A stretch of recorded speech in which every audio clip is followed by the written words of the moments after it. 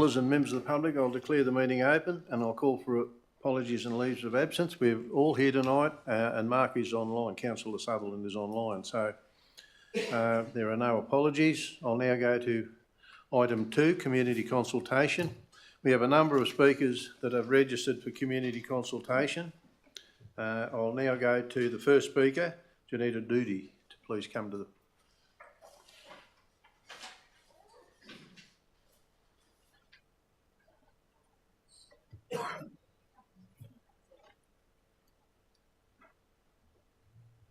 Hello, members of the Tamworth Regional Council and guests. Thank you for the opportunity to speak at this meeting. I'm a resident currently and have been for the last 20 years of Bruce Street, 12 Bruce Street, and I've also lived in Vera Street, the street adjacent to that, and grown up in the South Tamworth residential area. Tonight I just wish to speak about the concern that I have about the lack of consultation which has happened in and around the Hyman Park proposed development. As back in 2018, I addressed the councillors back then to explain to them the importance of the use of the land for the residents, but also for maintaining some green space. Back then, we were assured in writing and verbally that a green walkway would be preserved and only small future development on the Hillview Robert Street corner would be considered. But after 5 years and not much consultation or inadequate consultation as far as residents are concerned, we then received in the mail an extensive DA which is covering now the whole entire lot, which we back onto. We directly back onto that. So since those original public consultations in 2018, the communication about the definite building proposals or changes either from council or from the applicants for the DA have not been delivered sufficiently, that we feel, and we haven't had the chance to be able to engage in continuous consultation to make to arrive at something that we'd like to compromise. So we would like to request that there would be more consultation with the stakeholders before this goes ahead. We'd like to ask the council to consider also the other impacting factors which are unique to the area, which only those who live in that area can actually know. We know that there's been lots of data and statistics, and on paper it looks great, but if you actually live in that area, all the amenities that service that particular area are all on arterial roads. Vera Street is a main thoroughfare. Now Bruce Street, where we live, is also a main thoroughfare. And all of the amenities around, so on the top side where that proposal is going to start of Hyman Park, there is not only Scout and Girl Guide halls, there's a community worship centre which has now been repurchased and is now in functioning on the corner of Robert Street and Jean Street, and also the school, St Edward's. And on the other side where the Kathleen Street is, it's an arterial road for all the schools, as well as the top side. So all of the area that we're talking about is heavily impacted already by congested traffic. I noted in the fact sheet that TAMS has on their website that they're proposing in the next 5 years to increase their clientele to 92,000 people to service them. So what we're saying is I think it's a great service to have, but the location is going to limit their capacity for that whole area to not be grossly affected with the traffic management. And even if things were put in place, we already have 40 zones down Kathleen Street, one end of it, because of Coles and Tamworth High and Marama Community Centre and all the others. That's going to make a big difference to congesting all the traffic throughout those roads. So our concern is, one, not just the roads will need upgrading, but it's going to be a nightmare to live there. It's going to be like living in the CBD. And the proposal has 132 car park spaces, but they are only reserved for that particular community space. My other concern is that those community places that I've talked about in and around that area, including the schools and the churches and all of the service amenities of those community buildings, all use on-street parking. They don't have adequate off-street parking. So that further inhibits their ability. Over the last 50 plus years they have been there, since I've been there and grown up, They've all been there in those places, and they all service the community just as well as the current applicant does, in a different way. So while we are not, while as residents we see the value in this particular proposal, the extension and the hours that are supposedly put down in the DA are not actually clarified in and around the community spaces that will be utilised. There is a proposal in the next 5 years they'll be using doing 20 community events at that site. So that will also mean more people coming onto that area. So I just want council to consider and reconsider. In conclusion, while I guess as residents we don't object to a medical centre as such or anything that's going behind there, if it is going to be in the original proposed area, which we understood there was going to be a green walkway retained, and a portion of that back in 2018 and even before after that the council had considered just only allocating a small portion, like in where the allied health services are on that plan. So we understand the need for this facility and we think it's a fantastic idea, but we do believe that it's going to be negatively impacted for the clients that will be accessing that in that congested traffic space, and also the residents that are currently there as well. And we just think it's going to be limiting their future for capacity for operational growth. So just would like you to consider making some submission to the planning panel to make those considerations. Thank you.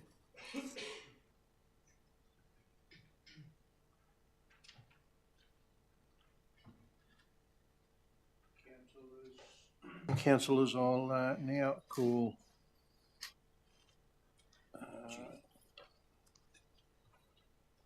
Judy Coates to the podium, please.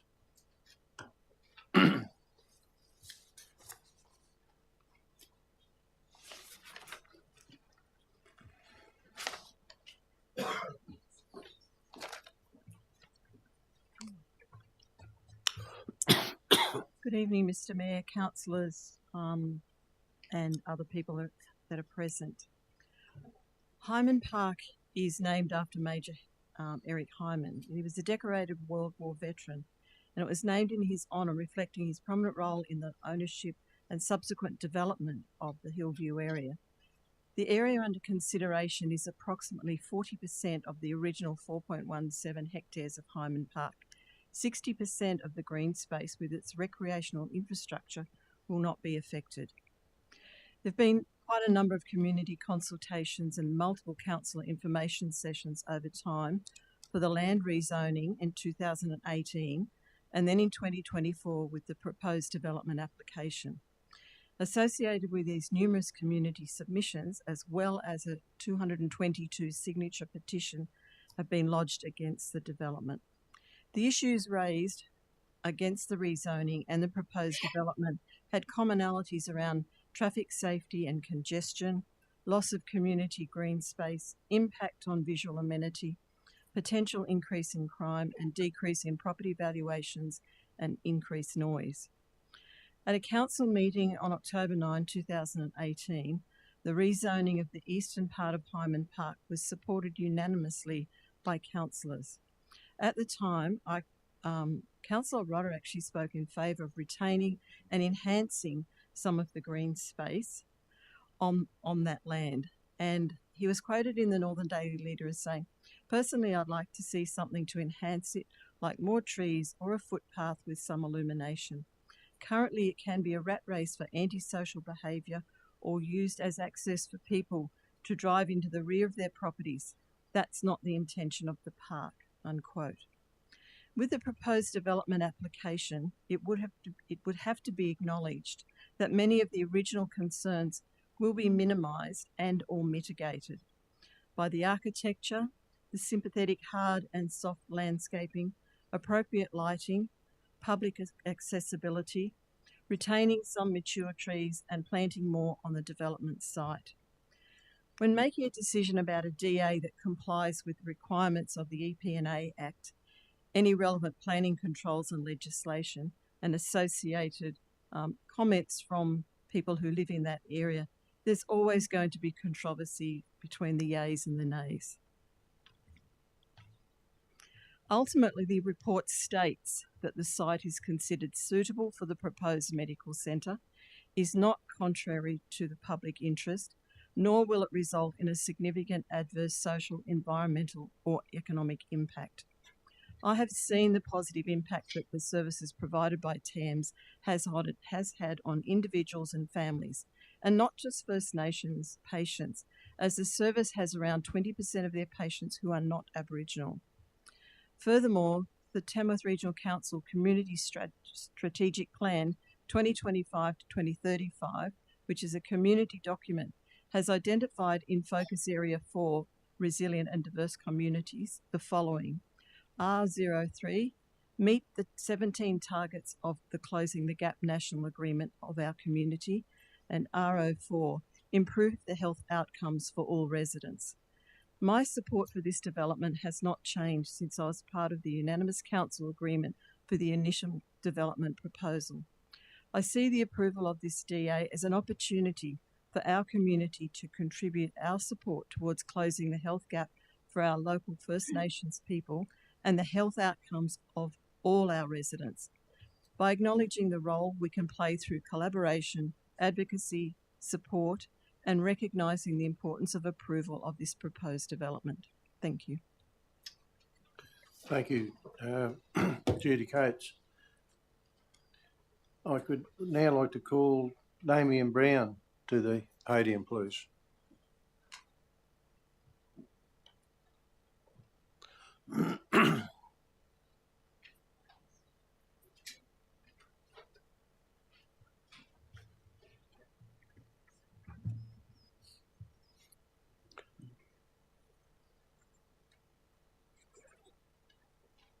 Inform the specs.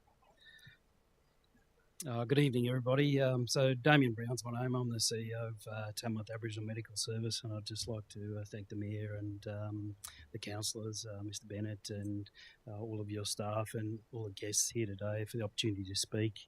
I'd just like to acknowledge that I'm here today on Gomeroi land and pay my respects to elders past, present and emerging. I'd just like to acknowledge the partnership that we've had with Tamworth Regional Council throughout this journey, which has been a long one. We're really excited as an organisation to get to this point and moving forward with this facility. So just echoing that, it has been a really protracted DA process, and I think we'll probably be looking at somewhere about 2 years from start of DA to end of DA from what it feels. We've had the opportunity to submit additional extensive traffic studies, amended car park details and layouts. We've provided all the required reports, including acoustic contamination, lots of a detailed report around security and safety assessments and Aboriginal heritage assessment. This project is shovel ready. We've secured $4.4 million in funding from the federal government, and we're heavy in the process for advocating for more money around that, and I'm very confident that's not going to delay our journey. So the new facility will allow us to increase our patient contacts, I'll note, up to potentially 90,000 annually, and create over 30 to 40 new jobs for the community. We are, Tamworth Aboriginal Medical Service, the biggest employer of Aboriginal people in the New England and Northwest region, and I'm committed to growing that. As previously mentioned, 20% of our clients are non-Aboriginal, which demonstrates to me that we're a service for the whole community. For us, the new centre will improve operational efficiency, staff retention, and provide a safe and welcoming space for all of the community. In closing, Mr Mayor, it's my understanding that the recommendation of Council to not make a submission to the Northern Region Planning Panel is business as usual, and if that's not the case, I'd like that to be clarified. So this project responds to real demand and will deliver measurable improvements in health outcomes we're really proud of the work that we've done so far, and we look forward to continuing to serve in the Tamworth community in a multi-purpose facility. I appreciate the opportunity to speak. I am really excited about this project. There's a lot of community that's got behind it, and I respect the comments of our previous speakers. So thanks, Mr. Mayor.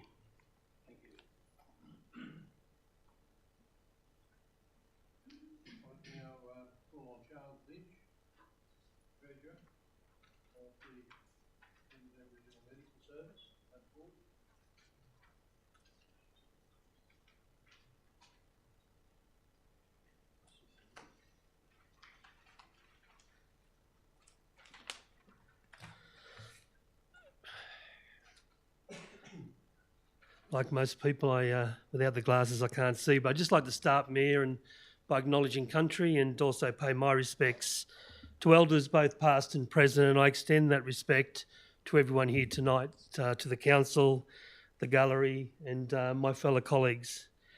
For those who don't know me, my name's Charles Lynch. I'm the elected councillor for New South Wales Aboriginal Lands Council Northern Region. I'm also the co-chair of the Coalition of Aboriginal Peaks in New South Wales, currently the Treasurer of Thames, and I'm the patron of Tamworth Aboriginal Community Controlled Organisations called TACO.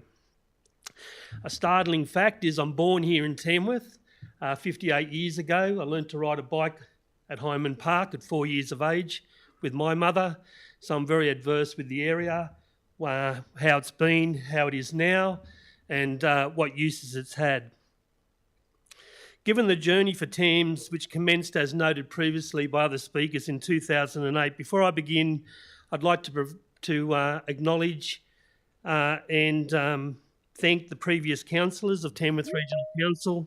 I'd also like to note and thank the current council, in particular Mark Rodder and Mark Sutherland, who have been advocates around their thoughts on the redevelopment of Hyman Park. I also wish to note that this is not the usual economic business decision. This is an investment in a very modern, efficient asset that will bring great return to the whole of community, with efficiencies and space that's required for the growth of our medical service. As previously noted, we currently do or have 65,000 contacts a year on about a 6,000 client base of patients currently within the service. The contacts will go to 90,000 episodes of care, and I wish to explain a little bit around episodes of care, not that health is my background. A client could come in that has multiple issues that need to be dealt with, starting with the Aboriginal health worker before they see a doctor and also see a nurse. So there's 3 episodes of care that's taken place in that point. Obviously, along the journey, as noted by Judy, the land was approved for redevelopment in 2018, and then obviously it was approved for sale subject to a successful DA. And I wish to point out Thames is not here asking someone to donate us the land, give us the land. We wish to purchase the land in good faith, subject to a successful DA at current market rates. The current lease that we have on our facilities at the moment exceeds a rental expense of nearly $600,000, for which we've outgrown. With the redevelopment of the site, Thames will have well over 100 staff, and as previously noted, predominantly a large portion of those are Aboriginal people. We also currently inject $14 million a year into the economy of Tamworth. The new facility will consolidate services in one location, offering expanded GP and specialist care, mental health support, aged care, dental and homelessness services, just to note a few. It aligns, as previously noted, with the multiple council strategies, including the Blueprint 100 and the Community Strategic Plan. Importantly, what it will also do is continue to take the burden off our local emergency services sitting up at the Tamworth Base Hospital. The more that we can service the community, Aboriginal and non-Aboriginal, will ensure that that facility is not burdened and also can keep up with the demands of this growing community, which we all know in relation to that. The project also complements the Murrunagali Agreement, which supports community-led solutions, and I have to note, obviously, the Closing the Gap arrangements. The development, as we know, doesn't please everyone, and we respect that. But teams with the Council's guidance and key stakeholders have endeavoured wherever possible to address such issues as raised, even given the additional cost to the project. As noted in the general conditions of consent, I'm sure everyone's had a look, some 80 conditions in all. This is a vital project for Tamworth. It has strong community backing. Our direct and indirect community contact, even in our service, is well over 15,000 people. Once completed, it will make a lasting difference to health equity, equality and wellbeing across not just Tamworth but within this region. I thank you for allowing us to address you tonight, and again, I'm always up for a very respectful conversation. Thank you.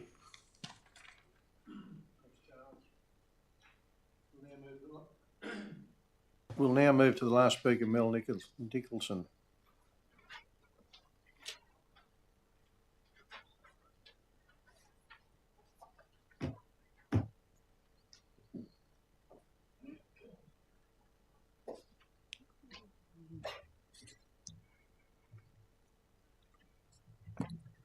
Mr. Mayor, councillors, good evening. So yes, this is about the DA for the proposed medical centre. Just going to state a few facts. One, I'm going to tell you all about the DA because you should know. So it was great to hear all the services. It's a fantastic thing. Do believe that we should have it. But I stand here today to object to the development for the medical centre and the allied health services in our community parkland. And I'll just tell you again, community parkland. This park isn't just a vacant piece of land, it's a vital green space where families gather, children play, and older residents walk, exercise and socialise. It contributes directly to our health, our well-being and our sense of community. Council itself recognised the importance of this land way back in 2018 when it was recommended that a strip approximately 30 metres wide along the southern boundary should remain classified as community land. Only the remainder was to be reclassified to operational status, thereby removing its reserve status. That decision was intended to strike a balance between the development pressures and the protection of a public open space. I'll just read you the findings of the chairman that are noted in the business papers from 2018. The submissions provided by Mrs. Lemon, I think it is, and Mrs. Jody provide compelling evidence that parts of the eastern side of Hyman Park are utilised and valued by the community. The nearby Altona, sorry, my eyes are playing up. Altona Park provides an excellent example of how the area could be enhanced in both to achieve a pleasant and safe thoroughfare from Kathleen Street to the western side of Hyman Park, as well as providing a small area for constructed play adjacent to the Girl Guides Hall for use by the guides and others. Properly embellished like Altona Park, the area can be developed so that the safety of the area is enhanced via a combination of large trees with the understory plantings and occasional seeding. This will attract a greater use to the area, improving safety and encouraging adjoining property owners to open their properties into the open space. As such, are evident at Altona Park. Therefore, an area approximately 30 metres wide should remain as community land along the southern boundary at the eastern part of Hyman Park. This also preserves the significant trees in this eastern part of Hyman Park It is noted that the eastern end of onto Kathleen Street is only about 19 metres wide, and therefore the northern boundary of the retained community land will need to be transitioned to prevent an acute angled proportion on the operational land. The recommended revised operational area is about 7,000 metres squared. Alternatively, the above values could be achieved by incorporating open spaces into the development of the proposed operational area. That is, open areas adjacent to the Girl Guides Hall and through access between Kathleen Street and the western side of Hyman Park. However, this does not provide the community with the expected protections under the Local Government Act of 1993 to ensure the land is reserved for community use by future councils. Therefore, the utilised and valued areas should be retained as community land. It would be ideal that the development of the recommended operational land will face on and enhance the value of the retained community land with opportunities for shared car parking and surveillance. Therefore, based on the information available at the time of the public hearing and the outcomes of the hearing, it is concluded that the area approximately 30 metres wide should remain as community land along the southern boundary of the subject area. The remaining section of Hyman Park, lying at the to the east of Hillview Road, can be reclassified from community to operational status, and the public reserve status can also be removed from this section of land. Then it says, refer to figure 6. I like figure 6. Okay, well, I'm going to read the rest of my letter. There is a figure. Everyone can look it up. It's figure 6. So the current proposal goes against the principle of that finding by the chairman. Worse still, it's been brought forward without the promised community consultation that the mayor guaranteed in March, I think, last year. To proceed in this way is not only a breach of trust, but also undermines the integrity of the council's own processes. I also want to note that my original objection letter to council was never acknowledged by staff. This silence further demonstrates a lack of transparency and absence of genuine engagement with residents. When community concerns are ignored, confidence in the planning process is eroded. Beyond the breach of a process, the impacts of this development on nearby residents would be significant. It will bring traffic increase, greater safety risks on the local streets, lead to higher levels of noise, disrupting the peace and quiet of our community relies upon. And it will inevitably affect the mental health and wellbeing of the residents in the area, who see this as their local green space, and they're going to replace it with concrete congestion and stress. Last paragraph. Therefore, I'm asking Council tonight to please make a formal submission to the Regional Planning Panel requesting that this development be put on hold until genuine and meaningful community consultation has been undertaken, and that Council's submission should reaffirm and uphold its own 2018 recommendation to retain a 30-metre strip along the southern boundary of community lands. Thank you. Councillors, that brings us to the end of community consultation. I've been very fair, I think, in giving everybody a bit of extra time.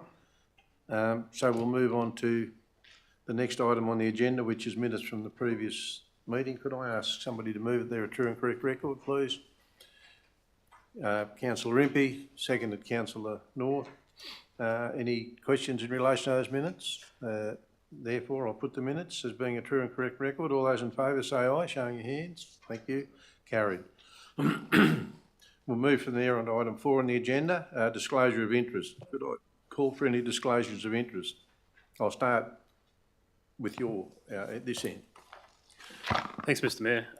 For item 7.1, the DA for the new medical centre, my place of work is the IT provider for TAMS, and if this development was to go ahead, it would require a pretty significant expenditure in IT infrastructure. So while this isn't a direct pecuniary link to myself personally, I do consider this to be significant enough that I'm going to opt to leave the room during the item. Thank you. Further, councillor Rodder. Thank you, Mr Mayor. Item 7.1. I would like to advise that I reside in the vicinity of Hyman Park. I don't immediately adjoin, my property is not immediately adjoin the park, and I'm certainly not impacted by this proposal. But as I do live in the vicinity, I just would, like to, advise that I live on corner Bruce and Kathleen's. I'm not immediately impacted, like the other 30 residences in that property, but I will be remaining in the room and participating in the voting discussion. Councillor Impey. Thanks, Mr Mayor. Mine's a less than significant non-pecuniary interest in that my wife is a recipient of services of Tamworth Aboriginal Medical Services, and I also support teenage children of some of the staff of TAMS who work there in my daytime role. So non-significant, non-pecuniary, I will remain in the chamber. Thank you. Any further disclosure of interest? Thank you. We'll move on to item 5, mayoral minute. There is no mayoral minute, so we'll move on to item 6. Notices of motion. We do have one notice of motion from councillor Impey. So, councillor Impey, do you want to stand and move that? Yes, Mr Mayor, I'd like to move that. I would also mention that Go on, sorry. I would mention that there has been an amendment to that, and I am happy for that amendment to be made the motion. Okay. Do you want to quickly read that amendment so I can get a seconder? Yes. Point number 1, that Tamworth Regional Council formally requests our local member, Mr Kevin Anderson, to host a mental health summit supported by Tamworth Regional Council of local mental health service providers. The intention of the summit is to seek guidance from the community of mental health services on the merit of establishing Tamworth Mental Health Working Group.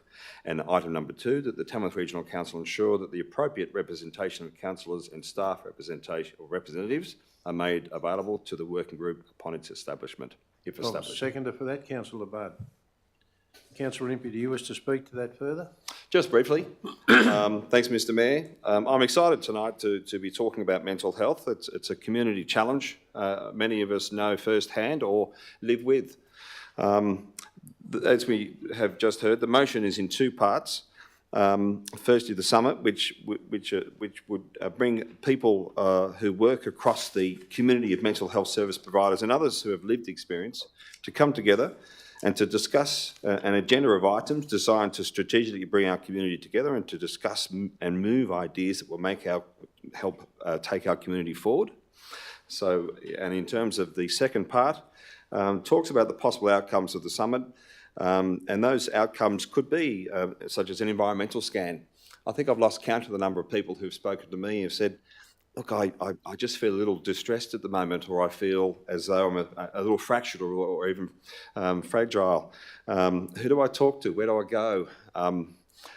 During COVID, it taught us that our community can indeed become very fragile with events such as that. There were a lot of people who were seeking or needed to seek mental health services, and I think as the third tier of government, it's upon us to be an advocate, a strong advocate for this. So not to facilitate as such, because that's the role of the services, and they do a wonderfully magnificent job. But it's also, it would be helpful for those services who, for instance, apply for grant funding, if they were able to put in their grant funding application that the third tier of government, that's Tamworth Regional Council, supports in advocacy and in principle for an improved service that they would like to provide to our community. That can only be a beneficial thing for our community. Other benefits could include much better career services and support for existing workers and also for new entrants. We also know that we have an extensive skills need and amongst mental health across Australia. We could be the leader in attracting skilled people and training skilled people to become, or people to become skilled people in our community in time. And also to collaborate and to support increased service delivery for and across the community. So thank you. Thanks, councillor Impey. Is there anyone wishing to speak against that notice of motion? Anyone wishing to add or make comment on that notice of motion? Councillor North. It was seconded by Councillor Budd. It was seconded by Councillor Budd. Councillor Budd, you wish to speak to that?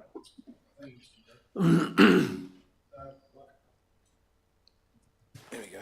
It's been a couple of weeks. Firstly, can I commend the work that's been conducted by Councillor Impey in this matter and the volume of information and consult that he's already conducted on behalf of communities, our community, our region.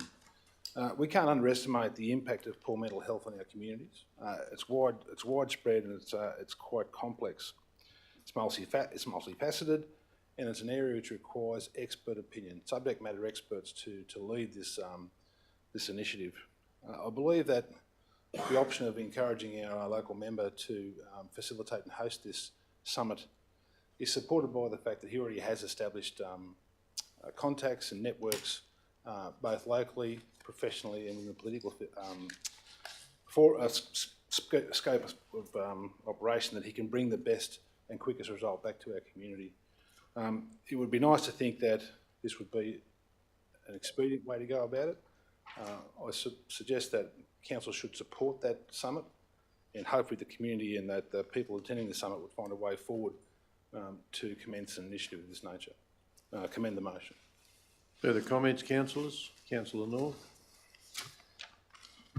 I too would just like to show my support for it and thank Councillor Lamprey, who's always advocating for mental health issues.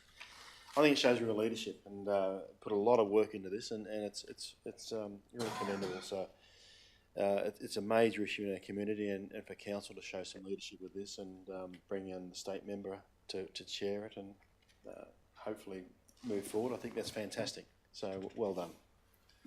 Further comments, councillors? There being no further comments, I'll put the recommendation. All those in favour say aye. Aye. Mark, Councillor Rodder, did you? Pardon? Thank you, councillors. Passed. We'll now move on to item open council reports, and we'll move to item 7.1. I'll call on Councillor Mark Sutherland to... Oh, sorry.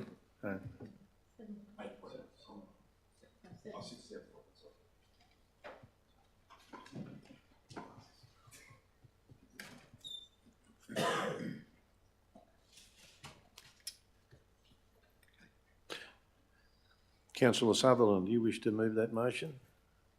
Councillor Sutherland? Yes, please. Do I have a seconder for Yep. that? Councillor Budd? Councillor Sutherland, do you wish to speak to that? Yes, please, Mr. Mayor. I'd like to say, speak in full support of the recommendation to receive and note the development assessment report and the recommended conditions of consent that have been put forward by staff.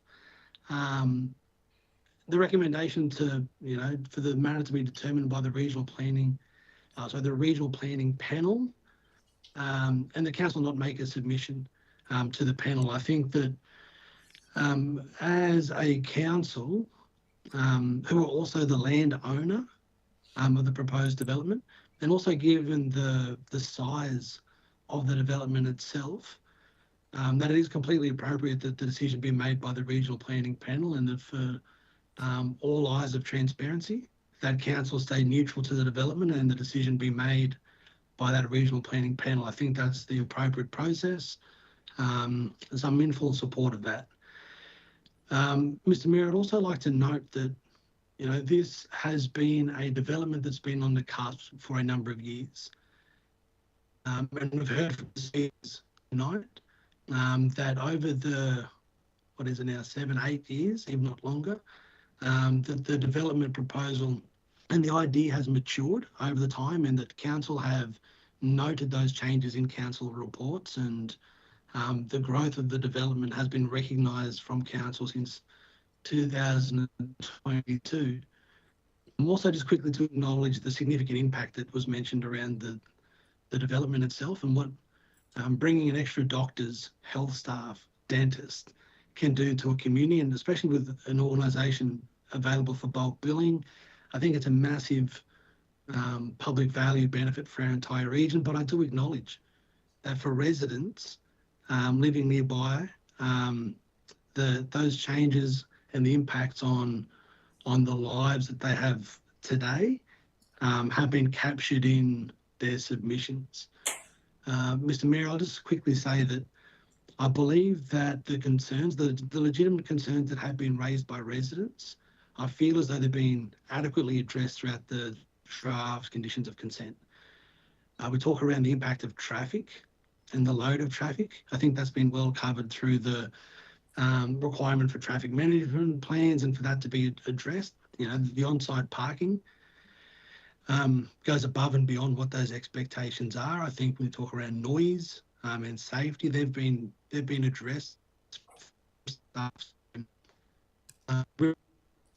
I can understand the concerns of residents, and from my understanding, residents aren't against, you know, the development of a medical centre. They just want to make sure that it's compliant, you know, that it ticks all the boxes and it's not, and that is tested by the same process as every other development. And I'm satisfied that this is, and so I'm in full support of the.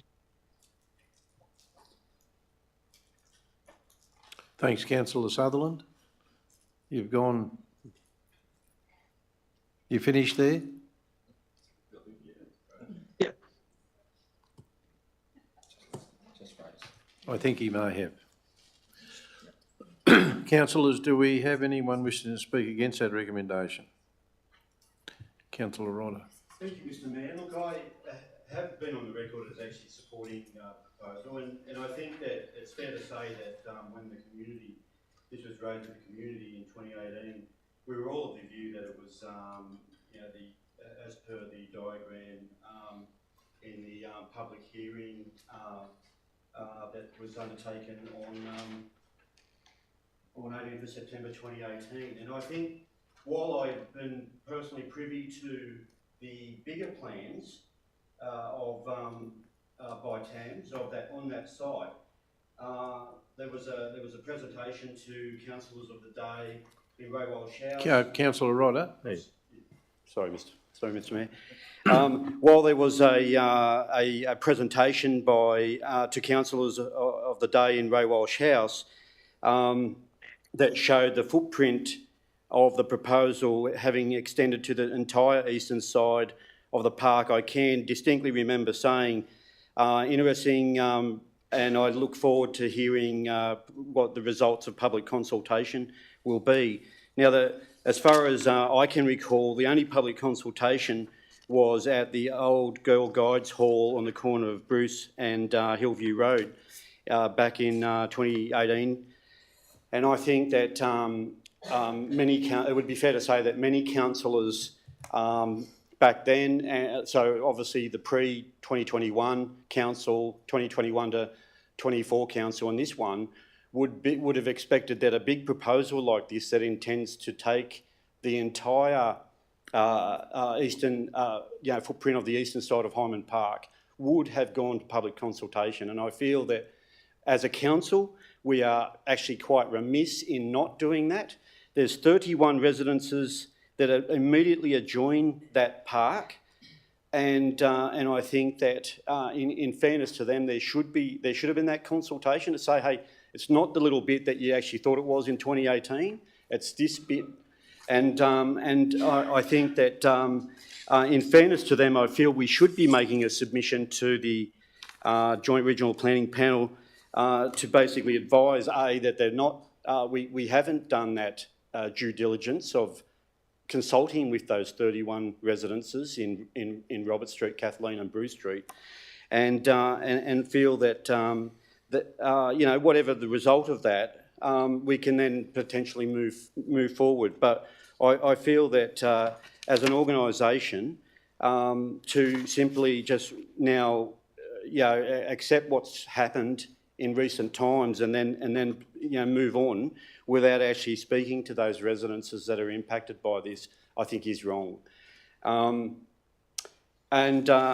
Like, as I said, I'm very supportive of the proposal. I think part of that park is a very underutilised section of park, but as residents, the two residents that live adjoining that park have said tonight, it's a valuable piece of green space that aids and abets their mental health, and I understand those concerns. And you see the larger footprint of that proposal, and it does take out a significant amount of green space that they currently have enjoyed for decades. Thanks, councillor Rodder. Further councillors supporting the recommendation? Further councillors making comments? Councillor Sharpen? Yeah, Mr Mayor, I'd like to move an amendment if that's possible and all right. Please, can you read the amendment and I'll call for a I do seconder? apologise, I didn't have a chance to send it on, I was just writing it before the meeting, but in item number 1, to remove the and recommend the conditions of consent. Item 2, as written, and item 3, that council make a submission to the RPP with the following. Decision to put this on hold until council carries out community consultation. Number 2, traffic study to be redone, noting that 92,000 per year is 46 an hour, not 20 per hour as per the report. The parking seems to be under code for the 65 and associated staff and associated patients, whereas the modelling was only done on the 50, and we just heard from one of the speakers that the staff is going to be over 100. And to preserve the green space as per the recommendation in the 2018 public hearing, and the possibility of reducing the footprint to the 9th of October 2021 council report option 1, 2 or 3, so it preserves the green space. Do I have a seconder for that? Mr Mayor, you won't be able to set that as an amendment because it's a direct negative to the motion, which is not to make a submission, so it can be foreshadowed as a motion, but not as an amendment. So it would only become the motion should this current motion be defeated. Okay, councillor Sharpen, I'll have to take that on note that it's a direct negative and therefore it would be a vote against the recommendation as printed. So it's foreshadowed, Mr Mayor. Oh, and you can foreshadow that if you wish. You'd like to foreshadow that? Thank you. Further comments, councillors? Councillor Mears. Yeah, thank you, Mr Mayor. I have similar concerns as Councillor Rodder and Councillor Sharpman. I think TAMS is an absolutely wonderful organisation. I've had the pleasure of working with some of my members of the PSA, having to access medical supports through TAMS, and they do an absolutely magnificent job, and hopefully in the leading forward continue to do so and provide greater service and greater opportunity to residents to utilise that service. What I am concerned with, and have been on many occasions in council, is perceived and or limited consultation with residents. I do recall parts of the last council where it was that smaller portion of land or parcel of land, and if I do recall correctly, that we did ask for further consultation to be arranged, and for whatever reason that didn't go ahead. I think that's a travesty on the council. We're here to represent all residents. The proponents have had, with support of council all the way through, multiple opportunities to consult with us, and yet when there is a major change, we don't give that opportunity to residents, especially in this example. So I'm really conflicted that the necessity of this development to service the town and region. However, I still fall back to the same argument that we have all the time, is there's certainly not been sufficient consultation with the residents. Thank you. Thanks, councillor Mears. Further comments, councillor North? Thank you, Mr Mayor. I just like to share, I fully support what Councillor Rodder and Councillor Sharpham and Councillor Mears have brought up so far. Green space seems to be a pretty major concern, and I've spoken to previous councillors outside of the current council just to get a feel for what was going on and what their thoughts were in the last few years across 2 different councils. And one of the things that they did bring up they had concerns with was that the whole concept of the green space, and they wanted that retained. It seems to fall in line with what was presented by Chris Pratt, the chairperson at the public hearing, and his recommendations, which we've heard, about keeping that 30-metre buffer.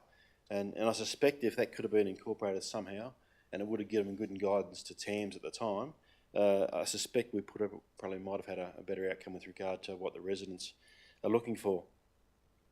And as well, I seem to have concerns that, particularly given the Mayor's promised consultation, and I don't know what's happened there, it's gone amiss, but that's a bit of the residents are pretty upset that they haven't had that other opportunity. We need to give that other opportunity. I have feelings that we are really letting ourselves down and our ratepayers down, the residents down, that we are failing in this consultation process in a number of different times. It keeps coming up, so we need to fix this and we need to get better at it. That's where I'm at with it. I think we desperately need more medical services and providers, and I think the concept is fantastic. I can have concerns about the size and from where it started out to and where it's gone to, and that's where I stand with it. Thank you. Thanks, Councillor North. And yes, I did want to see more consultation, but for whatever reason it didn't happen. Councillor Charles Impey. Thanks, Mr. Mayor. On moments like these, I consult the councillor handbook. For those who might not know about that, listening tonight and watching, it's the September 2024 edition. It's published by the Office of Local Government, and it is indeed, for us councillors, our Bible. And there are a few dot points within that councillor handbook under 2.1 on pages 15 and 16, which are very important on nights like tonight. And I read, to represent the collective interests of residents, ratepayers and local community. So this is the role of the councillor. To facilitate communication between the local community and the governing body, which is us. So if we have information that we should share with the community in the right way, it should be done. Okay, but it also states that we need to make decisions necessary for the proper exercise of council's regulatory functions. And in this instance, the gateway determination has occurred, and it had occurred many years ago. So as a council, we are bound by that. But as a council, we are also there as individuals and as a team of councillors to support the needs of the community. And we've heard very clearly tonight that consultation wasn't done well enough. In fact, it probably wasn't done, at least in the last couple of years, as is evidence from what's been said before me by other councillors. It wasn't done at all. To TAM's credit, they did hold a community information event last October, and that was attended by some councillors and some community members. But there are a lot of community members who I believe weren't aware of that and weren't able to turn up on the day, and it was also done during business hours. So I'd like to also agree with what my fellow councillors have said. We need to consult better, and in this instance, we need to consult with the community to ensure that their voice is heard in a much better way than what it has been. Further comments, councillors? Any further comments, councillors? Yeah, I'm going to go back to Mark. You'll close the debate if no one else wants to make a comment. I'll just make one comment before you close the debate, Councillor Sutherland. This has the consultation has been not there. It was asked for. I did ask for it, but what I'd like to say is that the decisions on the land were made quite some time ago. It's very hard to revoke those decisions, but the consultation is definitely a real problem. So, Councillor Sutherland, do you wish to say, close the debate? Yeah. Thank you, Mr. Mayor. And I'd like to reiterate the point that you just made, that the conversations around the land and the use of the land has been made by previous council and council itself in previous years. The comments to say that council should be bound by or directed by the chairperson of the community consultation back in 2018, I feel has been superseded by previous council resolutions that have not taken that direction for whatever reason of the chairperson throughout the consultation, and has proceeded to make formal council resolutions that go against that. So to say, for me personally, to say that as a council we should go back to what the recommendations of a chairperson of a community consultation was back in 2018 negates the entire purpose of council's resolution since then. Community consultation, I understand, has been a point of contention. I will note that Councillor Rodder mentioned there are 31 properties adjoining the proposed development. As of those 31 developments, 18 of those properties either had a written submission or had signed the petition, leading up to what that is. So for having 18 out of 31 residents, for me, shows that community knew to some degree what was going on, because the complaints that they raised were around traffic, were around sewer, were around noise, were around the impacts of those developments, which I feel have been adequately addressed by the conditions of consent that are put forward by staff. I'm really hesitant to go against the recommendation of qualified staff who've spent countless hours in this space on numbers that us as councillors can crunch in a matter of minutes. Now, we have a planning department for a reason. They're compliant to the legislation, and for me, this is a compliant development.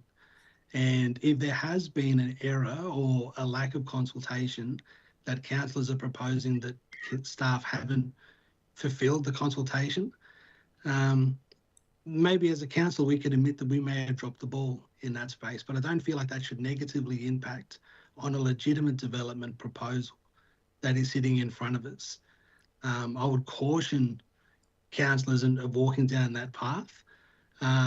We can all make the decisions that we feel is best for us, but I truly believe that, as I mentioned before, that we are the landowner. We are given the size of the development, that it is important that us as a council, we stay one step removed away from these decisions. And by us making those submissions, Mr. Mayor, I think that we are impacting on due process to that degree, and that if the development is compliant and fits the public value and has the best interests of residents across our region at heart, then that development will be found successful by the regional planning panel. And for us, I'm in full support of the recommendation, and I think that consultation could have been done better, but TAMS did have a community consultation that they held themselves. So I can't see why the perception that, and I push back that staff haven't done their job to their fullest, but the perception that lack of consultation on council's end can impact on a development proposal that sits in front of us, I think is a very slippery slope for us to be on. And personally, I'm not going to test the waters in that space. I think that we have a legal responsibility, and as Council MP has mentioned, there is a regulatory code of Local Government Act that bounds that. So I will be voting in full support of the recommendation that is in front of us. I think that that is the fair process for us to go down, and I would encourage fellow councillors to do the same. Councillor Sutton, that closes the debate, so I'll put the recommendation to all sitting at the table. All those in favour, say aye. Aye. Hands. Those opposed? 1, 2, 3. The recommendation is lost. Sorry, which way did you vote, Mr. Mayor? I did. Yeah, which way? We didn't catch it on that. Yeah, I put my hand up, but I supported it. So we got 1, 2, 3, 4, 5. 5-3. It's the motion is lost. You will have a foreshadowed motion, Councillor Sutherland. Sharpen. Sorry, Mr. Mayor. we just need to get this right. So 5-3, we're recording the vote. 5-3 is only 8 councillors. Yeah, there's one missing. Sorry? There's one out of the room. Oh, Councillor Bourke, thank you very much. Councillor Sharpen, you wish to move your... And Councillor Mears is seconding that. Do you want to speak to that, Councillor? Yeah, thanks, Mr. Mayor. I'm happy to have obviously a depth discussion about our submission to the JRPP, whatever they're called. But yeah, those are my main concerns that I have in the report. I can tell you I've spent many hours this weekend reading it and doing a few sums and looking at other establishments of that size. Obviously, in the metro, it's a lot busier than it would be in the country, but that is a very busy area when they have funerals on at the churches there, when they have the scouts on, lots of mums and kids going to the park across the road there, but also the residents being able to have that green space, just a place to have a bit of solace from the busyness. But yeah, I'm happy for people to discuss it and see how it goes. Do we have anyone speaking against the amendment? Oh, not the amendment, the foreshadowed. Councillor Sutherland. Yeah, Mr. Mayor, and that's just clarity. I'm able to see the screen as it is, and so we can just go down to the dot points under dot point 3.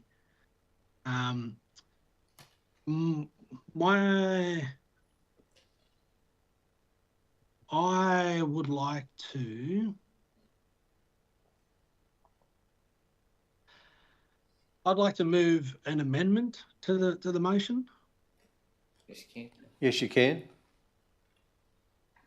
The amendment would be that the removal of dot point 1, 2, 3, 4 and dot point 5.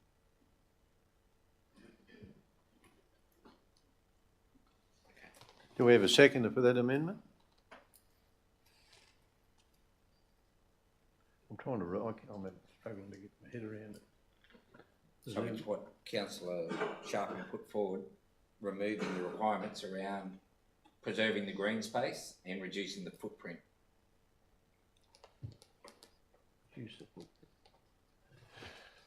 Councillors, just Should so... I have a seconder for that or no? Councillor Budd, can I just make a comment for all councillors, and that is that the decision was made quite some time ago on that land. We can talk about a lot of things, but we can't really change the position unless we completely rescind the whole recommendation way back, which will... You can't do that either, Mr. Mayor. It's been actioned, so you can't rescind a motion that's been actioned. So, and it'd be nearly legally impossible to do that. So the things that... Can I just see those bottom ones again? The preserving the green space and the reducing the footprint that Councillor Sutherland is talking about are probably going to put us in a position where we probably can't move forward in that way. So, Councillor Sutherland, you have a seconder for that? Yeah, firstly on that then, Mr. Mayor, I'd just like to get some clarity around if it's a lawful motion that's in front of us if we're looking to rescind decisions of council that have already been actioned. If I get some clarity on that before I move forward, that would be good, Mr. Mayor. It's a difficult question to answer because it'll be determined by the Land Environment Court, Councillor Sutherland. I think what Council's seeking to do, or what the original motion that Councillor Sharpen has moved, is asking to preserve a strip of land which doesn't necessarily rezone it, but maintains it as I guess undeveloped space for use by the public. I think you're certainly right that we can't on a whim change the zoning, but the desire is to reduce the overall footprint of the development so that there is a strip of vacant land that still resides down the southern boundary of the lot. So to give you a straight answer, I can't because I'm not a lawyer, and probably nobody would give you a straight result. Yeah. They would say you'd have to test it in a No, court. it's only a submission. I'm not saying to change any design, what they call zoning or anything like that. It's just a submission to the JPP, RP, JRP, NRPP. Yeah, thanks for that clarity. On those grounds, I think that having those 2 dot points included, I think puts us at a level of legal risk that we can't get clarity on at the moment, and it enters us into a space that I feel is a liability for us to be able to put communities' money at the table to be able to defend some of these causes. I understand that Councillor Sharpham's not making the decision tonight and that these are the recommendations putting forward to the regional planning pathway, but I think that if we want to take it and have those serious concerns met, then those 2 dot points, they need to be removed. I think that going off what was said in 2018 by an independent chair of a community consultation, and that superseding decisions that have been resolved by council already, I'm not willing to do that. And if there was the inclusion of being able to say that we want some more green space as part of the development, I think TAMS has been really supportive of trying to make sure that this is a community space. And if there was a suggestion that, would look at maximising more green spaces, I would have been in support of that, but not to support the recommendations of an independent panel that has since been decided upon by resolutions of council. So, councillors, we've got Councillor Sharpen. Are you happy for those 2 that Councillor Sutherland is talking about to be pulled from the system? I think they do place us into a... But that's up to you. I mean, you've moved you've foreshadowed the... Can we just see them again? Yes, you can see them again. Can we have them up on the screen, please?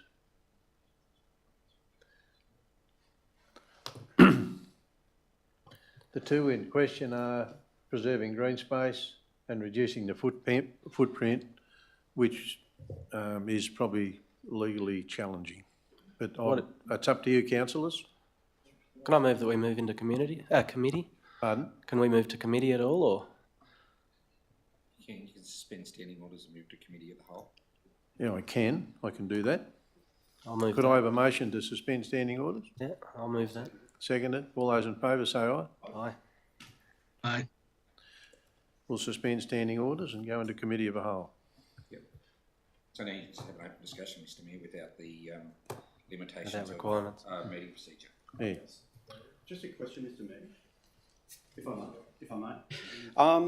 So this is purely, this is actually not directing the regional planning panel to change the DA. No. Essentially, this is us making a submission to say, hey, we didn't consult. We were remiss. We didn't consult with the people, and we feel that we've got to do that. But also, the Joint Regional Planning Panel. The Northern Regional Planning Panel consider some of these concerns that Councillor Sharpen has raised. That's, in my mind, what we're trying to do. It's not getting into legal territory, I believe, at this time. Yeah, Mr. General Manager. Mr Mayor, that's correct. Yeah. What council is doing tonight has no impact on what the JRPP will actually do, and they may well just totally discount a submission on the basis of those dot points and say that they are irrelevant to our considerations because of the decisions that have been made previously. But that would be up to them, totally up to them. So I'm going to seek your counsel now, Mr. General Manager. None of that would put us in a position where we could be challenged. We're just putting forward a recommendation and as a submission, that we would like this to be considered. Yes, Mr Mayor, that is the case, but I guess I will just point out to the councillors, you have to understand that's not the position of the staff. So the submission that goes to the regional planning panel will be on the basis of the councillors resolved as follows, and wanted the regional planning panel to consider those issues. Whether they then choose to defer their decision to allow council to go back, or whether they do their own additional consultation, would be a matter for them. Councillors, do you understand that? That's the way I see it. All we're doing is putting forward what the councillors of this council currently see as issues that should be given some consideration. Councillor Rodder? Yeah, I understand. Thank you, Mr Mayor. So hence I would like to speak against the amendment to the motion and support the motion raised. Sorry, Councillor Rodder, we're still in committee. We're in so until we move back into standing meeting, orders, we're just having a chat. Yeah. Okay. So keep talking though.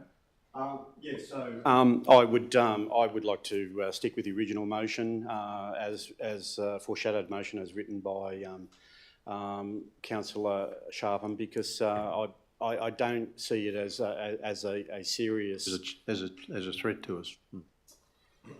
Other comments, councillors, before we go back in? Councillors. Thank you, Mr Mayor.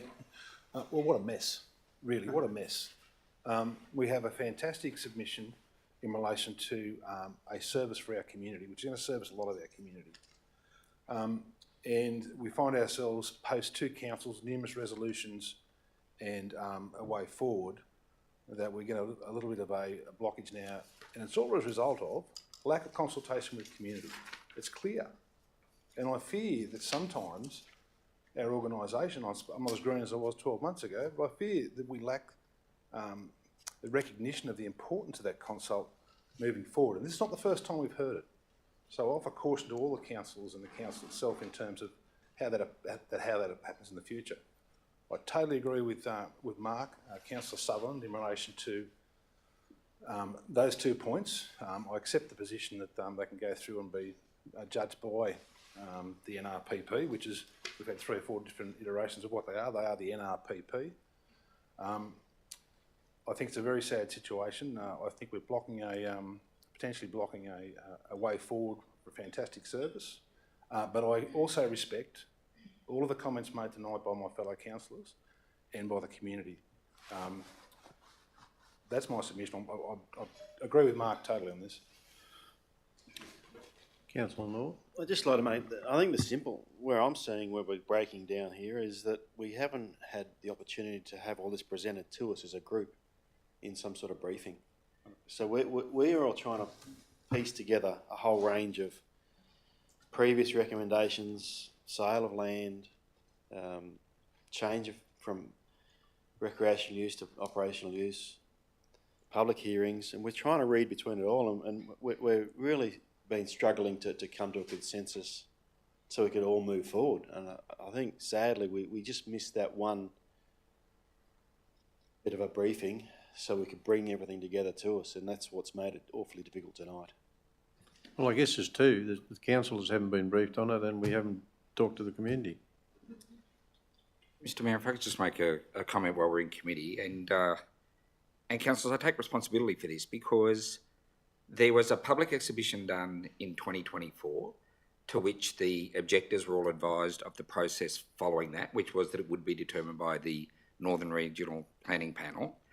And the additional consultation that the Mayor committed to with the community is about giving the community another opportunity to have their say. That is essentially what the consultation is. It's not. It's an opportunity for the community to air their issues, grievances, or changes they'd like to see made. And my call to the staff was that was best in a council forum. So this is your community consultation. This is your opportunity to hear from the residents, as you have tonight, and also the ones that are in support, as to what their continuing concerns were with the development. So that was my call. I gave that undertaking to the staff that this would be considered a level of community consultation. The second thing I will say is that you are not the determining authority for this.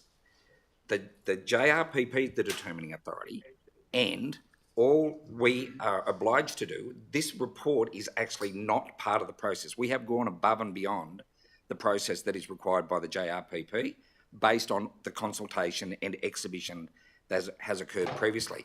Normally, if the planning staff had have seen this, without the commitment given by the Mayor, this report would have never even appeared in front of council because all the decisions had been made historically, and all we had to do was say from a planning perspective, from a planning professional's perspective, it is a compliant development application, it's applicable to the land, it's in the community interest, so therefore this report would not have appeared before you at all. That's why there's a lack of consultation and information to this council, is because all the decisions have been made historically. So the process you're going through now is really trying to then bring new arguments into the debate for the JRPP to consider in their determination, not your determination. And that's probably all I'd say. So councillors, I'll take some guidance as to where to from here. Councillor Sutherland, you did have your hand up. Yeah, happy to close the debate, or just to say that. Well, you can't close the debate. We've suspended standing orders. We're just having a chat. Yeah. I guess to that point then, just to say that I feel as though that .4 and .5 go against or are contrary to decisions that have been made previously by councils. And so I would not support writing to the regional planning panel for them to consider or reconsider things that we've already resolved as a council. I know that won't have a bearing on the determination, but I think it undoes or undoes or even diminishes the decisions that had been resolved by previous councils and councillors. And so that's where I'm happy. I understand the conversation around the consultation and those dot points, if they can be further fleshed out and some consideration given too, but .4 and .5, I cannot support. And Mr. Chair, can I just quickly add, Councillor, just remember that any member of the community can ask to make a representation to the Northern Region Planning Panel. That is another opportunity for them to lodge their objections for their consideration. So councillors, when we resume standing orders and we go back into the meeting, we've got a motion before us. An amendment, Mr. Mayor. Well, an amendment. It's one that has to be determined one way or another. Is it Councillor Sharpton's responsibility to close the discussion? There's no closing the discussion. When we go back in. So we're still in. We've got to resume standing orders While before we're still we do. in committee, Councillor Sutherland, would you be happy if I change that to point 4? Yeah. Not so much preserve the green space, because that sounds like we're trying to keep the whole lot. To increase the proposed, increase the proposed green space to the southern. Consider increasing the proposed green space to the southern boundary, and get rid of. Yep. And remove the recommendation of the public hearing and .5 for sure. Well, if you want, I can make that the foreshadowed motion and get rid of .5, because that was in closed council, that report. You're going to 5, are you? Is that your intention, to remove the bottom one? Sorry. Yeah.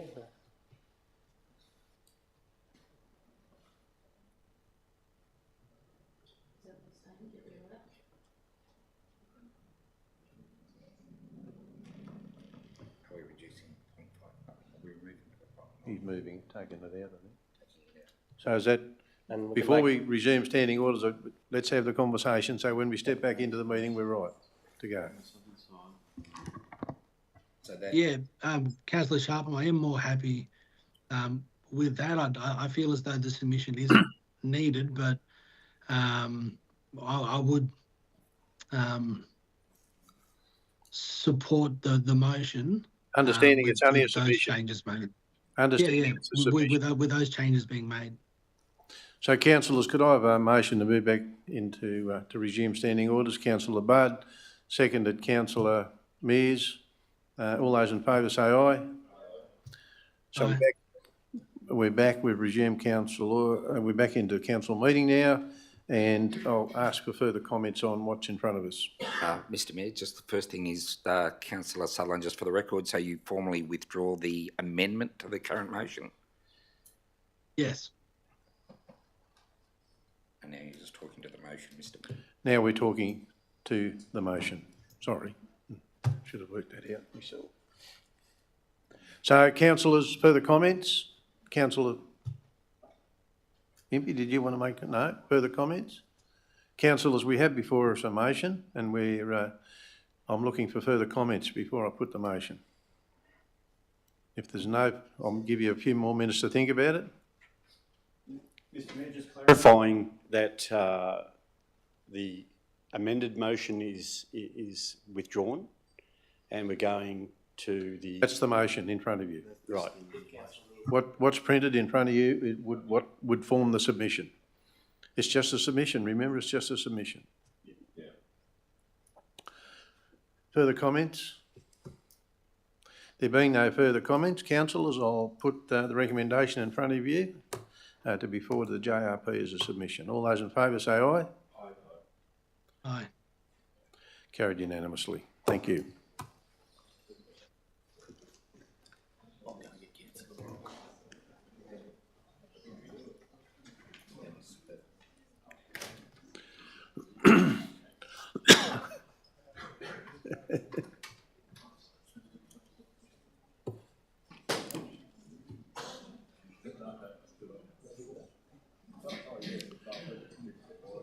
So, councillors, we're all back in the room now, and we're moving on to infrastructure and services.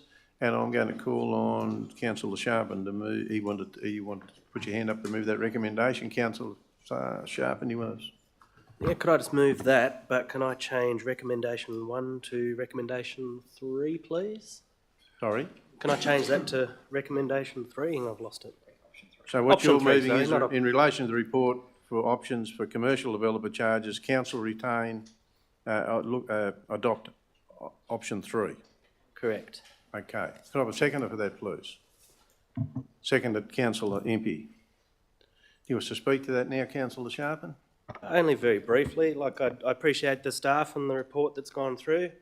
I've done a lot of reading on it and even contacted quite a few of the previous councillors and mayors. And it just didn't sit right with me having different charges across our region. So I think the recommendation of option 3 sort of bridges a gap and helps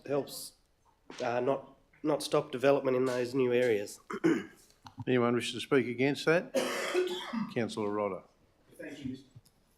Thank you, Mr Mayor. Look, I speak against it because there is a reason, and I'm supportive of option 1 as presented by the staff. There's a reason why costs are greater in different parts of the region, and that's because of the cost of locating that infrastructure in those parts, the headworks charges and things like that. And I think by discounting it, what we're doing is actually transferring the burden of the costs onto the ratepayers into the future.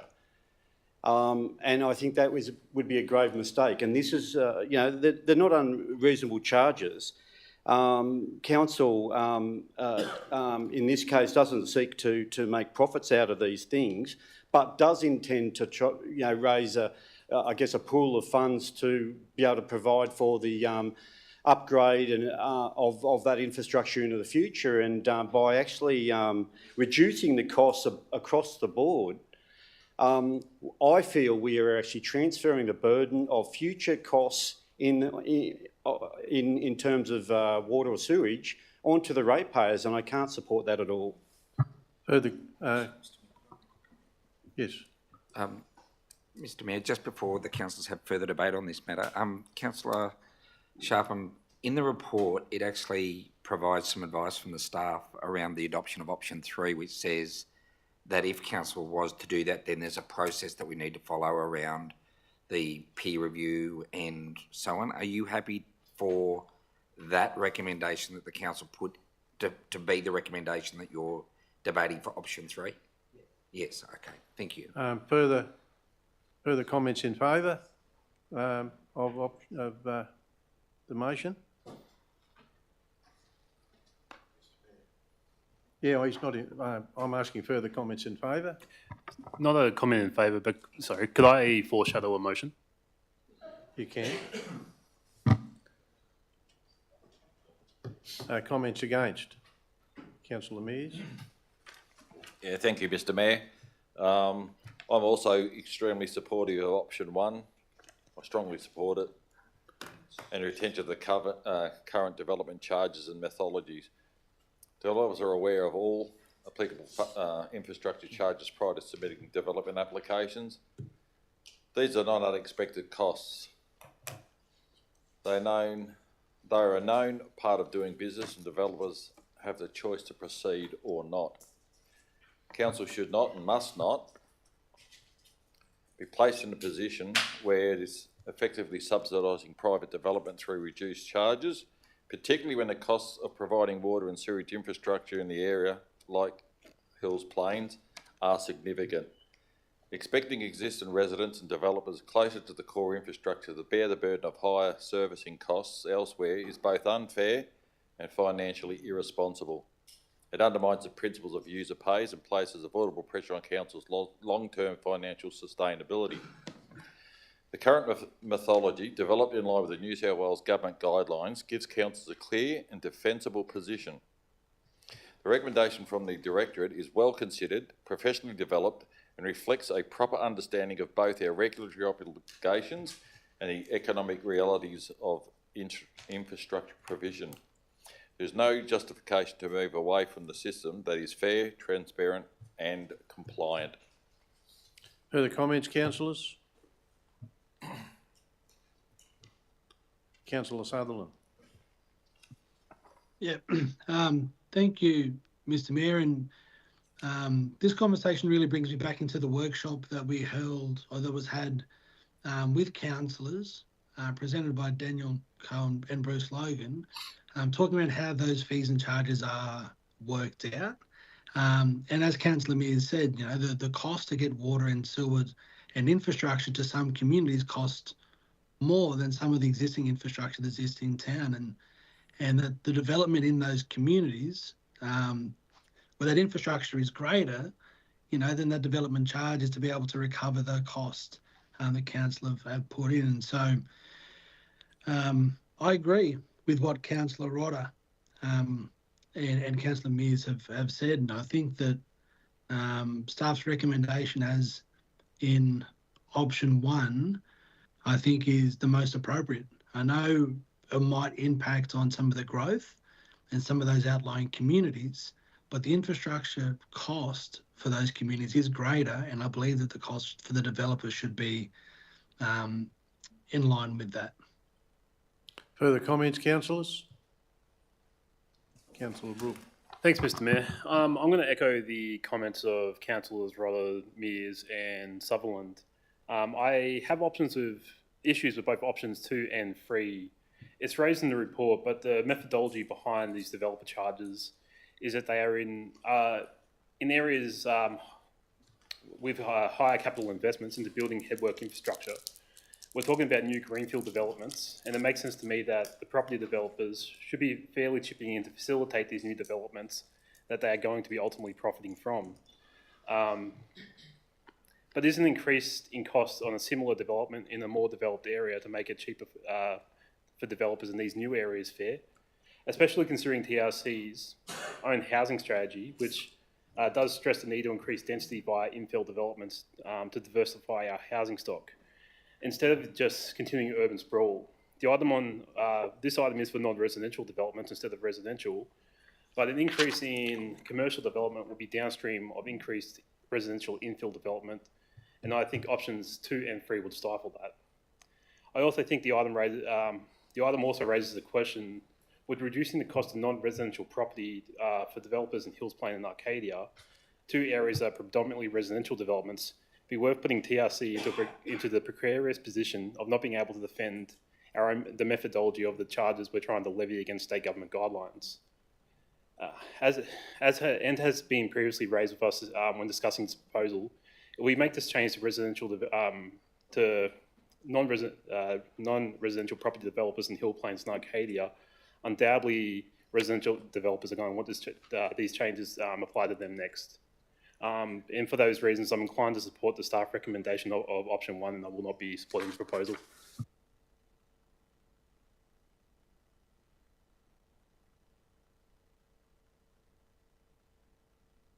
Thanks, Mr. Mayor. I won't close the debate, but I will make a comment. We've been talking for years and years and years, for as long as I can remember being around council circles, that we've always wanted a postage stamp water price across the state. And if we believe in that, we ought to believe in charges that are of a postage stamp scenario as well. I think as a community, we probably need to think more beyond where we are now and into the future. And the cost to the community, particularly in the growing areas, so that's to the north, the south, and eventually to the west, of not having those services that developers typically provide earlier in the piece while there is growth, so that those services are there once that growth reaches its natural end. And that's services such as childcare centres, recreational services, and other essential services like retail, etc. So that our communities in time become real communities that are not lacking in some of the services that people who might live closer to the CBD and in existing areas of Tamworth might take for granted, which is why I'm supportive of the postage stamp approach.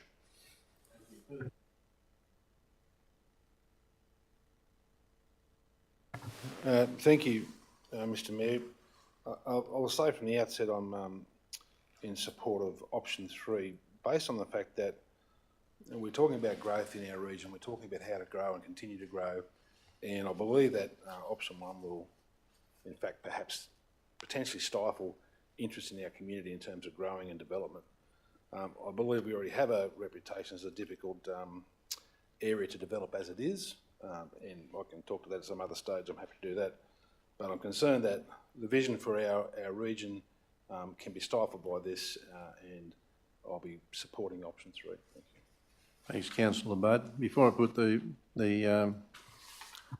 motion up for a vote, I'm going to say I also agree that we have been fighting for 20 years for postage stamp pricing for our water, and we are very hypocritical if we don't apply the same logic to the way we do our charges across our city. I think that we're just being hypocritical.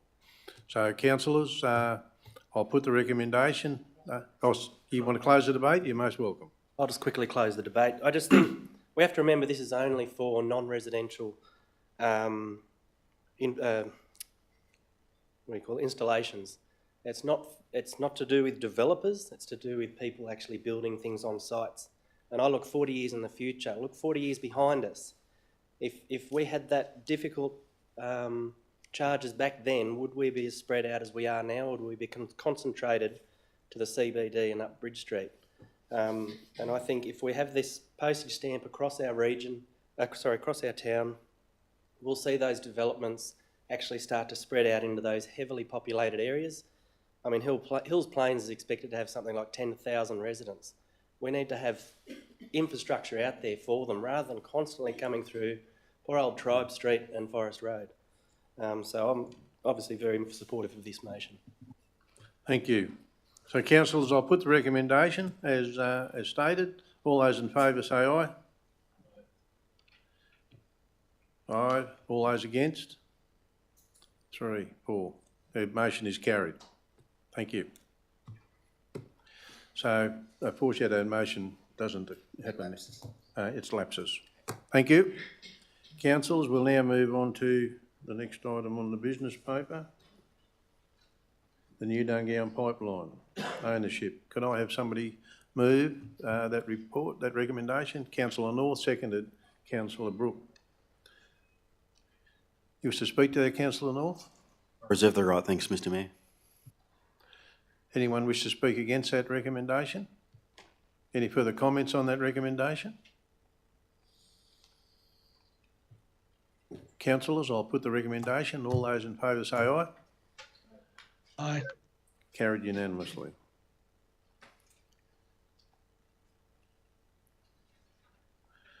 Councillors, we'll now go on to item 9, governance and strategy. 9.1 is social media. Could I have someone move the recommendation in 9.1? Move Councillor Sharpen, seconded Councillor North. Councillor Sharpen, you wish to speak to that? No, thanks. I'll reserve the right. Anyone wish to speak against the recommendation as printed? Councillor Rodder. Thank you, Mr. Mayor.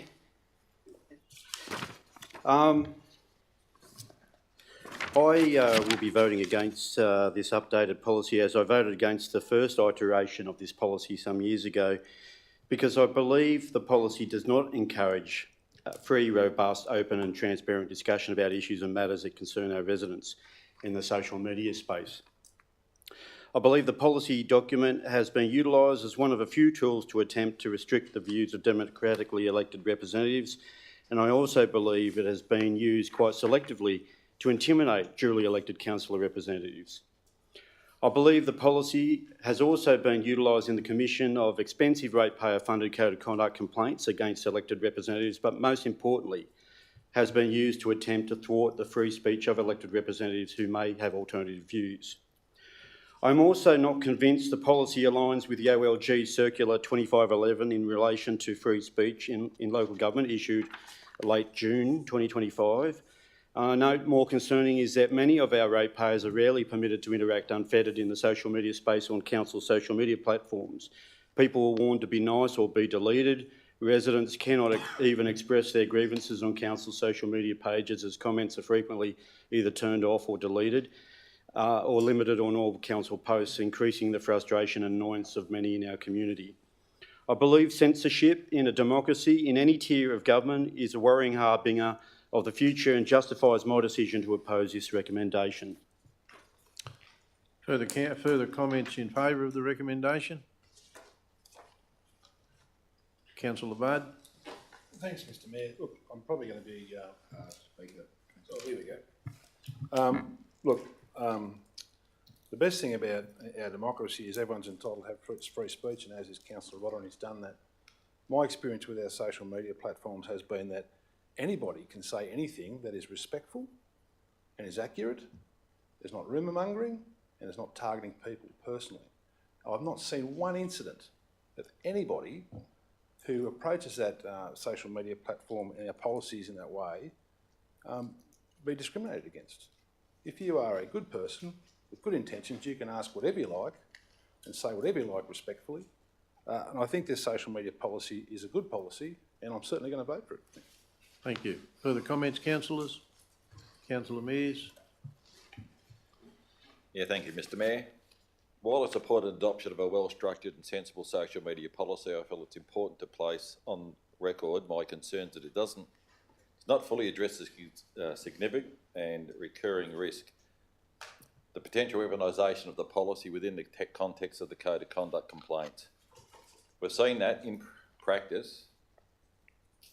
Code of Conduct provisions, particularly those relating to social media use, can be sometimes used not as genuine accountability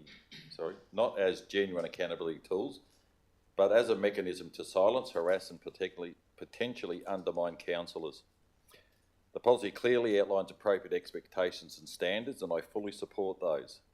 However, no matter how well crafted this policy may be, cannot prevent the lodging of complaints that are minor, technical or politically motivated. Each of these complaints consumes time, resources and emotional energy, often causing significant distress even when there is no breach ultimately found. Therefore, my concern is not with the policy itself, but how it intersects with the administration of the Code of Conduct. Inconsistent handling of complaints and where concerns are treated differently depending on who raises them undermines confidence in the system. I've seen this not only through formal process, but also play out in the public realm, including on social media. It's not always about what is said or done, but who says or does it. For me, adopting a social media policy is the right and necessary step, but it must be accompanied by a firm commitment to a fair, proportionate and common sense approach to the Code of Conduct enforcement. One that discourages vexatious or tactical complaints, protects both staff and councillors from unnecessary harm. Vigilance against the misuse of the complaints process is essential if we are to uphold not only accountability, but also fairness and integrity within our organisation. Further comments, councillors? Councillor Wilk. Thanks, Mr. Mayor. Look, I'm going to speak in favour of this draft policy, but I'm going to take a pretty roundabout way to get there. I do support adopting a robust social media policy outlining sensible standards for use for both council and councillors alike. But I was disappointed that the draft policy that was put out for public exhibition was largely based on the Office Local Government model policy that I consider to have some serious flaws. I still do have a separate underlying worry, though, about how we have got here. In that I think that we're tunnel visioning into strengthening our social media policy as a result of Councillor Rodder's Code of Conduct matter earlier this year. I worry that in doing so, councils haven't given proper consideration to whether some of the new requirements that were being brought in by the policy change are too onerous or fair for councillors who use social media as a tool to engage with and be a better elected representative to our residents. I think it also needs to be mentioned that the majority of councils may not inherently see the value in using social media as a tool to be better representatives, or are biased against making use of it, given that only a small few of us here regularly post on social media. If you have a reluctance or a dislike of a medium and don't use it as a result, it might be an easy vote to increase requirements on use of that medium. But I would caution those same councillors to consider whether those requirements are fair for those of us who do use it. That being said, I do need to acknowledge and thank that this staff are working constructively with me to address a lot of my major concerns I had with the draft policy that originally came before us. Councils do not need a policy which places substantial further record-keeping responsibilities on them and claims that any comment made on social media profiles are an official statement of the state. And while the updated policy in front of us for adoption tonight isn't the perfect policy I would like to see, I do think it is significantly improved on that front thanks to the communication I've had with staff. And there are omissions to it still I would like to see incorporated into the policy, such as acknowledgement of the importance of public comment, council's freedom of political communication, and council's role under Section 232 of the Local Government Act in facilitating communication between the local community and the governing body. But Mr. Mayor, collaboration is at the heart of pragmatism, and keeping that in mind and acknowledging the significant improvements made to the policy in collaboration with staff, I will be voting in favour of adopting. Further comments, councillors? There being Councillor North.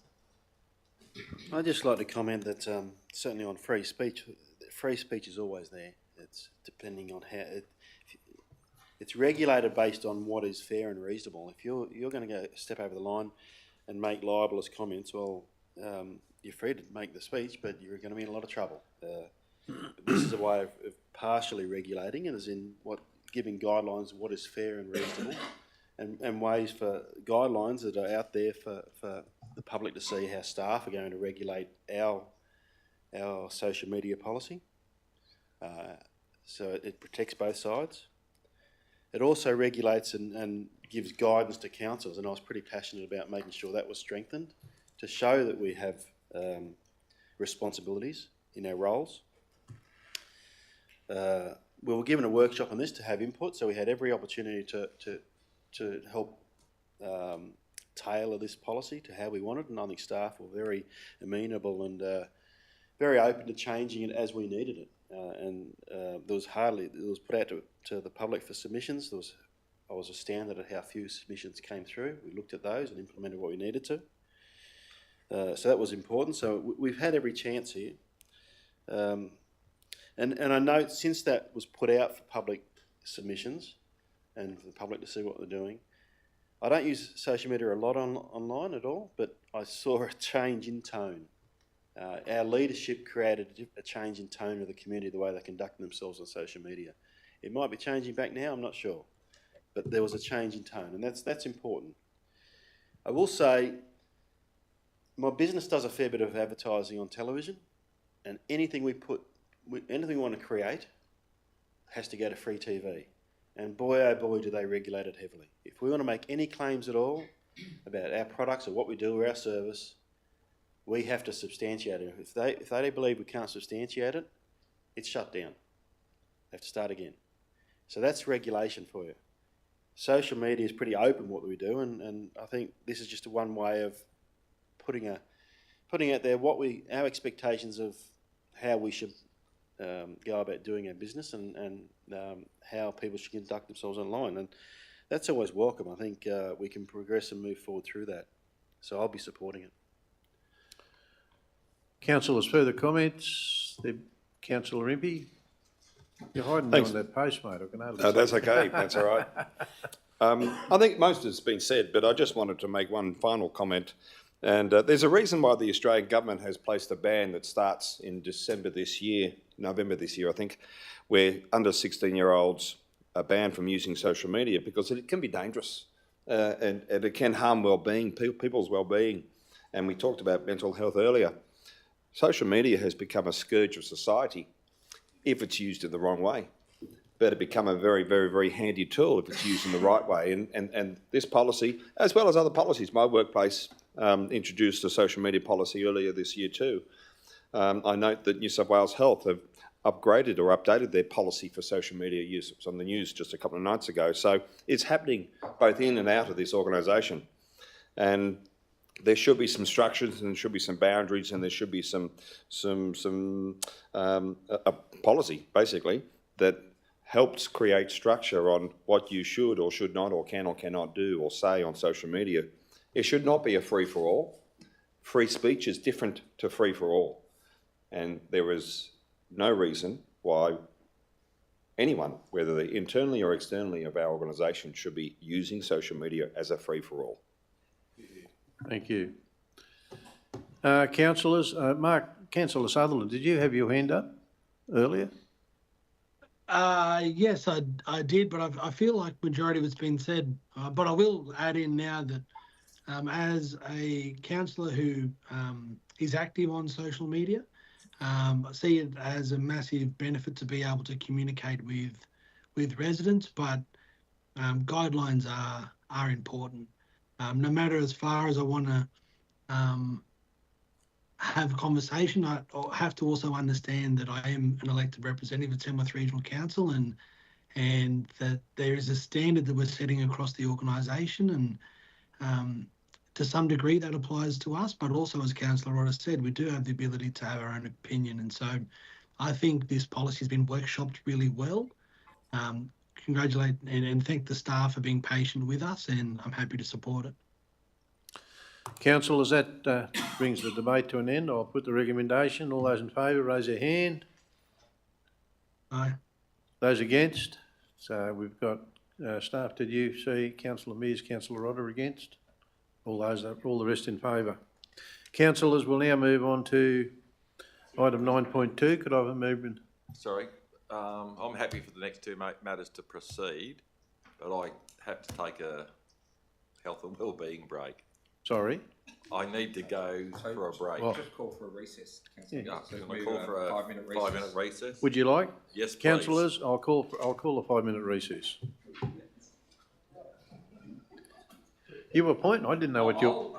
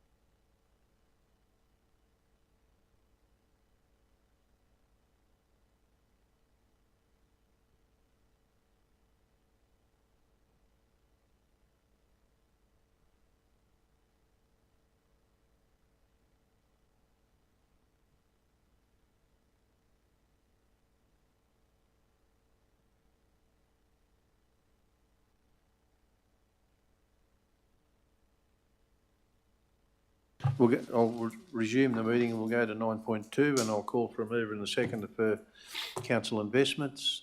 Moved Councillor Budd, seconded Councillor Sharpen. Councillor Budd, you wish to speak to that? Anyone wish to speak against the recommendation and the report that's before them? Any further comments? There being no comments, I'll put the recommendation. All those in favour say aye. Aye. Council is carried unanimously. We move to item 9.3, Sister Cities Exchange. Could I have a mover and a seconder? Moved Councillor Brooke, seconded Councillor North. Councillor Brooke, you wish to speak to that? I reserve the right, Mr Mayor. Anyone wish to speak against that recommendation? Any further comments on that recommendation? Councillor North. I'd just like to thank Peter Ross for that report and what was undertaken on that trip, and it was quite a lot by the looks of it, which is good to see. It's important we invest in our relationships, particularly with Nashville. We can learn a lot there, and it'll help us drive our festival forward. We should never give up on trying to improve that. We'll always improve it and make it bigger and better. And it doesn't come naturally or from sitting here looking at our belly buttons by ourselves. We can take great advice and see what the rest of the world's doing, foster relationships. I note Peter was talking to various agents from other countries and things, and that's important if we want to bring some pretty great acts here and develop our festival even better. So I think it was a great investment and a great trip, and I congratulate you on undertaking it. I noticed it was home hosted. I'm looking forward to when the Nashville representatives come back in a couple of years. Hopefully I can host one of theirs. I'd love to have them there and in my house and host them, give them some Australian hospitality. So, no, well done. It was great. Further comments, councillors? Councillor Budd. Thank you, Mr Mayor. My own personal experience is just recently, I did actually visit Nashville on my own personal time and for a couple of people in the community on my own personal money too, for that matter. What an interesting place. And I think the concept of how big Nashville is probably lost on most of the community here. It's a population of over 700,000 people. The CBD is probably bigger than the CBD of Parramatta. It's massive. And the business that gets done there totally supports, in my view, why we should have such relationships, sister city relationships. The observations I've made, which I'll sit down with Peter Ross and discuss my observations over that period of time, was just really, really impressive. I think the learnings that we can get from this arrangement, and I believe there should be others, to be quite honest. I think we should be looking at Calgary, and I think we should be looking at maybe Memphis, places that do similar work with different tang and bring significant dollars to their communities. I commend the report, and I'm so glad we have this sister city relationship. Thank you. Thank you, Councillor Budd. Councillor Sharpen. Yeah, just briefly, Mr Mayor, it was quite, again, I'll congratulate Mr Ross about the report. It's very extensive. I can't believe he got that much done in that short a period of time, but the way I see it, we have Gore over in New Zealand. We're their big sister, but there's no doubt that Nashville is our big sister, and it's really good to be able to see what they do and see what we can implement in our city. Further, Councillor Impey. Thanks, Mr Mayor. Yes, I'd like to echo the comments already mentioned, but also congratulate Mr Ross for the report. And really nice to see in there that there was some collaboration that's part of that delegation with the UNE. They joined the delegation. And I think that speaks to volumes the intent that UNE does have for our part of the world to set up here in Tamworth. I think the work that's going on there at the moment to remediate the site is really nice to see. It was on the news last night, I think. And as well as that, it's just fantastic to see that there is an opportunity through Nashville as a gateway into other areas of the United States for Tamworth as a city to explore. And Nashville is a large enough city to work with us to explore other areas of the US in time. Further comments, councillors? There being no further comments, I'll just make a couple of comments because I did go on the trip.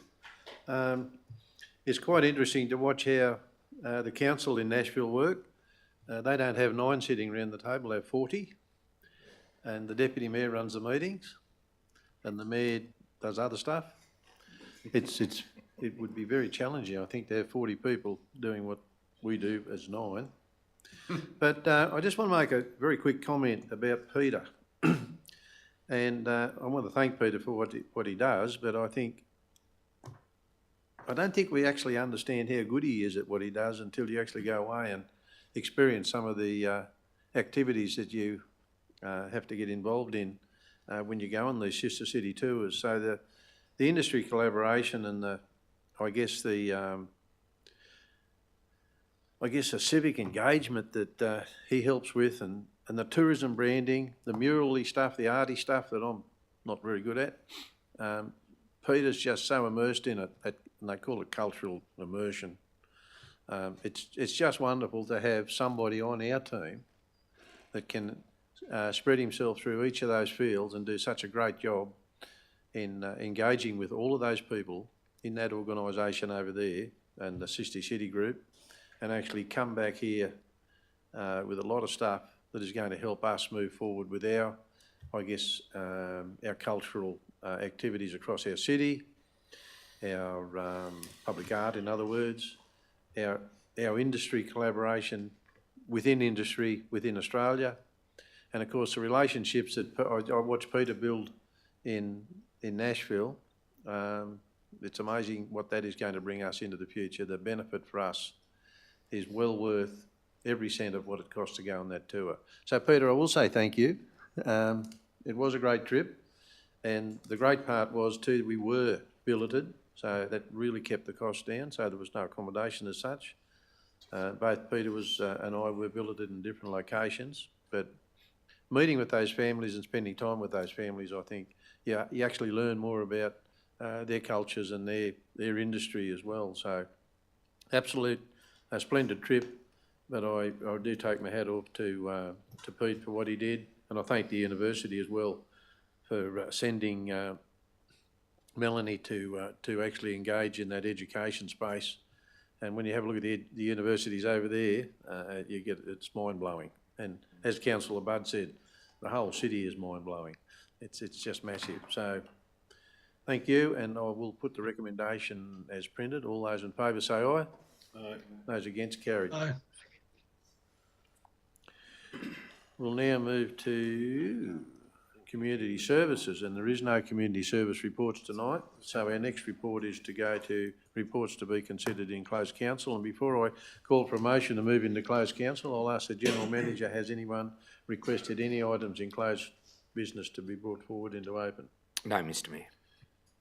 Is there any councillors wishing anything to be brought forward? Is there anyone from the community wishing to bring anything forward? No. Could I have a motion to move into closed council? Councillor Budd, seconded Councillor Mears. All those in favour say aye. Aye. Thank you. Aye.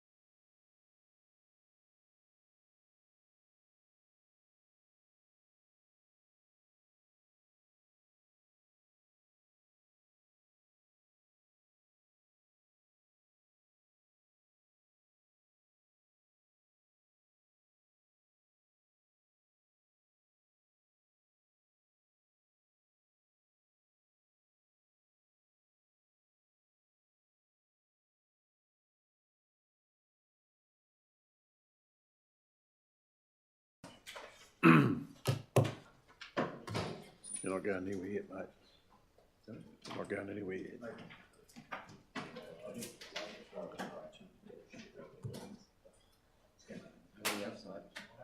Are we clear? Mr General Manager, I'll ask you to... Thank you, Mr Mayor. Councillors, this is the report of the closed session of the ordinary council meeting held on the 26th of August 2025. In closed council this evening, you considered 6 items of business, and for all of those items, you adopted the recommendations as per the business paper. Thank you. Councillors, I will ask someone to move a motion to receive. Councillor Budd, seconded Councillor Book. All those in favour say aye. That closes the council meeting, but we're not going anywhere just yet. We've got to, when